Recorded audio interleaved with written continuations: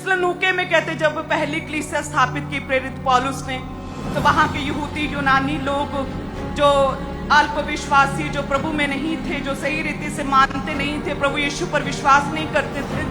कहते उन्होंने खड़े हुए, एकजुट हुए और प्रेरित पौलुस का बड़ा विरोध किया। इतना विरोध किया कि प्रेरित पौलुस को वहां से जाना पड़ा।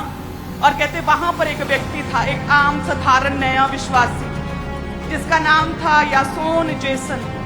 कहते जब उसने देखा कि ये प्रभु का सच्चा दास है और ये यहूदी यूनानी जो है फालतू में प्रभु के दास का विरोध करते और सताव देते और बुरी बुरी बातें कहते हैं, कहते उसने प्रेरित पौलुस जो थका हारा दिन और रात प्रीच करता था, उसके पास गया और कहा कि आप मेरे घर में ठहरिए। अपने घर में रहने के लिए स्थान प्रेरित पौलुस को दिया। जब वहां के बड़े लोगों ने, यहूदी यूनानी लोगों ने देखा कि एक व्यक्ति, एक नया विश्वासी, एक आम जन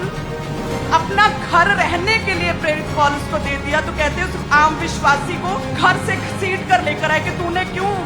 पौलुस को अपना घर रहने के लिए दिया। लेकिन कहते उस पर कोई भी दोष साबित न हो सका और उसे थोड़ी देर बाद जेसन को फिर छोड़ दिया गया।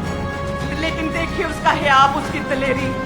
प्रभु के साथ खड़े रहने की दिलेरी, कि आज इतने 2000 वर्ष बाद भी हम उसकी बात कर रहे हैं। आपका स्टेप परमेश्वर के लिया क्या हमेशा याद रहता है प्रभु की नजरों में, क्योंकि जब आप खड़े रहते किसी विजन के साथ, प्रभु के दास के साथ, तो आप किसी व्यक्ति विशेष के साथ खड़े नहीं हुए,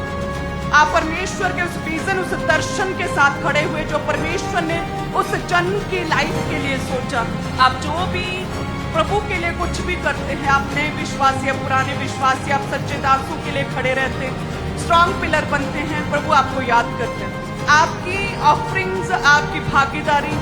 चाहे वो आप प्रेयर्स में हमें याद रखते हैं, चाहे आप रोजे रखते हैं अपने दास के लिए, अपनी स्पिरिचुअल फैमिली के लिए, चाहे आप चर्च में आकर सेवा करते हैं, चाहे इवेंजलिज्म करते हैं और चर्च के विषय में, प्रभु के विषय में बताते हैं, चाहे आप ऑफरिंग देते हैं, आपकी भागीदारी चाहे किसी भी रूप में क्यों नहीं है, हमेशा याद की जाएगी। प्रभु यीशु के नाम में कहें आमीन।